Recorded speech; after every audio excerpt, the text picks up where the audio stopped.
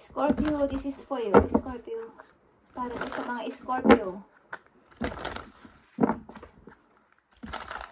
I need message for Scorpio at kumusta na kayo guys sa lahat ng mga Scorpio na mapapadaan at manonood ng video para sa inyo ang reading na to. Ito ay general reading. Para sa mga Scorpio. I need message for Scorpio. Thank you. Scorpio, uncovering treasure is here. Beneath the surface lies great bounty. Okay. Mukhang dapat mong ingatan o kaya ay meron ka pang mga hindi nalalaman na makapapaangat sa iyo pa sa kaperahan. Maaring may mga uncovering treasure. Ibig sabihin is may mga talent ka o skills na hindi mo pa na-discover sa iyong sarili. Para pagmulan mo ng pag-unlad lalo sa money. Okay? At maaaring may involved sa yung pinanganak Year of the Dragon. Okay? Or Year of the Dragon na to ang tinuturing mo kayamanan mo sa buhay or treasure mo. Okay? Kung may involved o relate sa yung person na pinanganak ng Year of the Dragon. Scorpio, ito ang naghahatid ng swerte sa'yo. Ang person na to, okay? Scorpio, tingnan pa natin ang mga message sa'yo sa kasalukuyan. Ano ang mga situation ninyo, Scorpio, sa kasalukuyan? I need 3 message para sa mga Scorpio.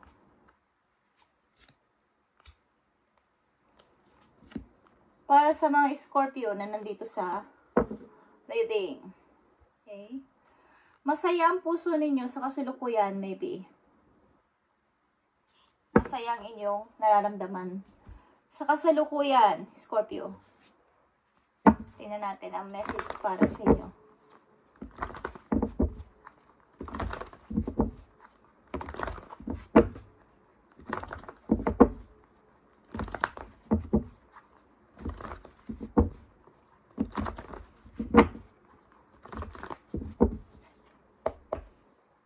Scorpio,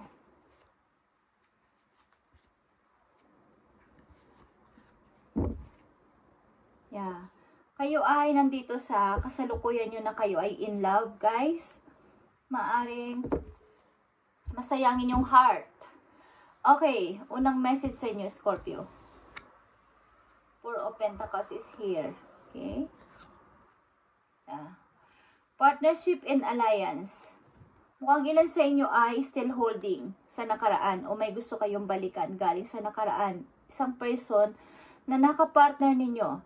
At maybe, ang ilan sa inyo gusto nyo ulit magbalik sa tao na to. Gusto nyo ulit, kumbaga may gusto kayong hinga ng tulong. Hinga ng tulong ang tao na to or vice versa, guys. May taong gustong humingi sa inyo ng tulong, okay, galing sa nakaraan. Kumbaga, gusto nyo ulit kumbaga ito sa kaalyansa, kaanib, okay. Kapartner, okay, gusto nyo ulit magbalik sa inyo or humingi ng help, Scorpio. Okay? Ang second message sa inyo ay Ace of Wands. Okay, guys.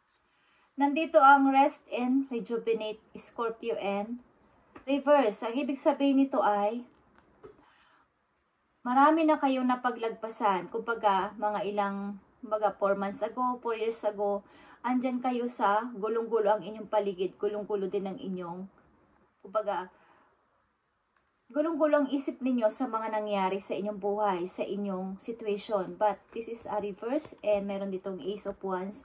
Mukhang in and out sa inyong buhay ngayon ay okay na. Kumbaga, nagkaroon na ng magandang pagbabago. Okay, Scorpio? Nandito ang 6 of Wands, guys. Yeah. Ace of Wands in reverse sa 6 of Wands. Ang ibig sabihin nito, maaaring kayo ay nagkaroon ng kalayaan, okay? Natagpuan nyo na yung inyong freedom at happiness sa buhay. But Ace of Wands in reverse dito is maaaring Natagpuan nyo man ang kalayaan, but may kulang. Okay? May kulang sa inyong nararanasan sa kasalukuyan. Scorpio.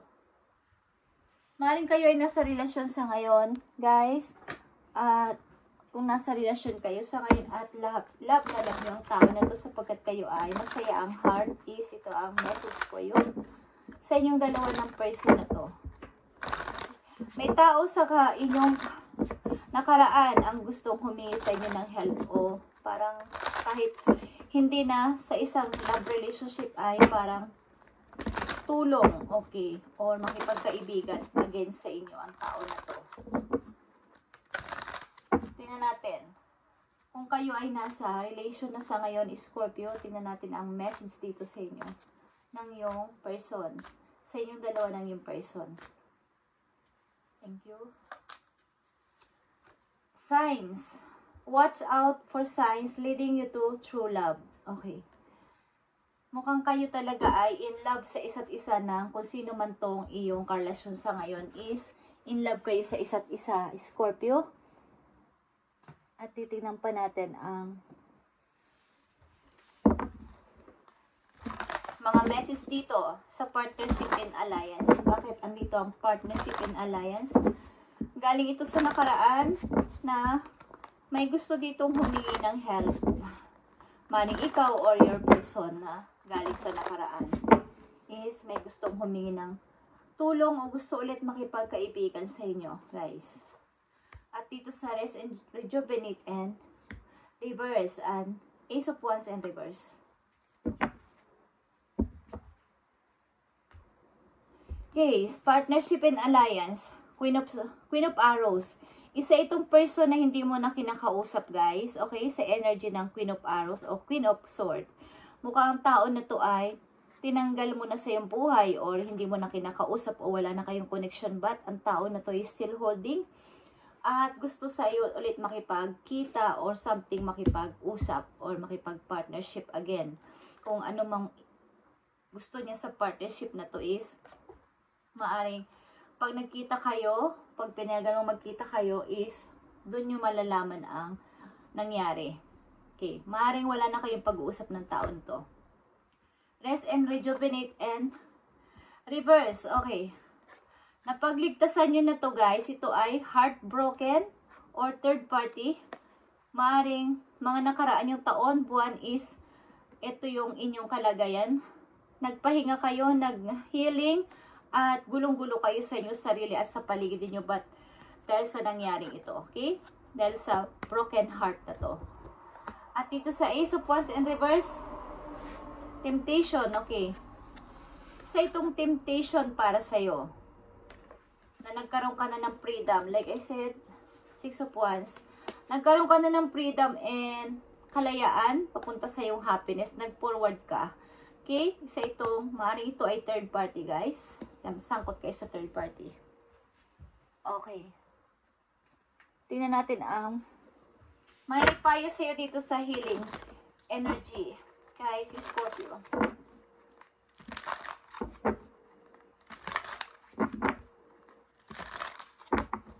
Maaaring kayo ay in love sa kasalukuyan. Okay, ilan sa inyo is nagkaroon ng awakening. O napagtanto nyo na kailangan ko na mag-umpisa ulit ng bago sa sarili ko. Okay, Scorpio. Tingnan natin ang magiging payo sa iyo dito sa healing energy. Okay, message. Para sa tuloy-tuloy mong pag-healing. Okay? Para sa tuloy-tuloy mong pag-healing sa sarili. Para sa mga Scorpio. Thank you. Peace. Okay, Scorpio. I am wavering in the face of fear. I come to my senses and embrace challenges. I am determined to think with gentleness and calm. I find inner silence and become a manifestation of peace. Okay. Maaaring dapat mo pang i-manifest ito o pagiging gusto mong magkaroon na ng peace sa paligid mo at peace of mind na rin. Okay?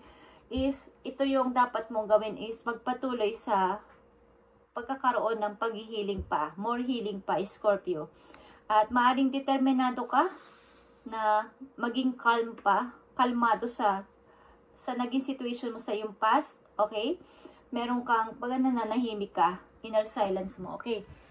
Tingnan natin pa ang message po yun sa iyong sarili mismo. Para magkaroon ka ng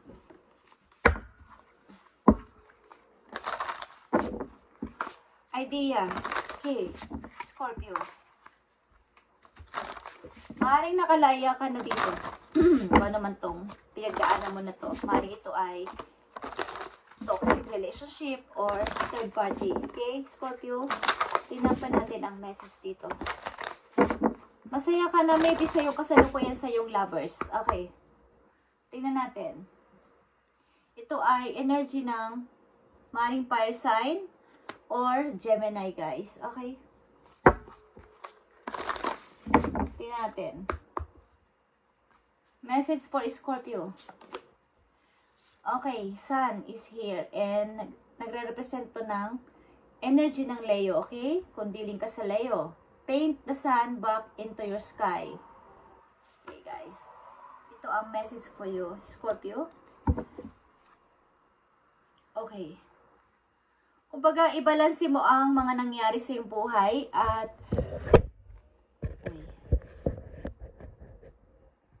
may kumukontra. Kumbaga, ibalanse mo ang mga nangyari sa iyong buhay, Scorpio, at kung sa palagay mo ang isang situation para sa iyo ay parang napupunta ka na sa dark side, is mag-paint ka ng sarili mong light. Okay, ibig sabihin nun is gawin mo makulay ang buhay mo. Huwag mong pabayaan na mawala yung light. Okay, at padilimin ng mga bad energy na dumarating sa iyo, sa iyong mind. Okay, Scorpio? Tingnan pa natin ang message po iyo. Be your own first priority. At mag-ingat kayo sa sunog, guys. Okay?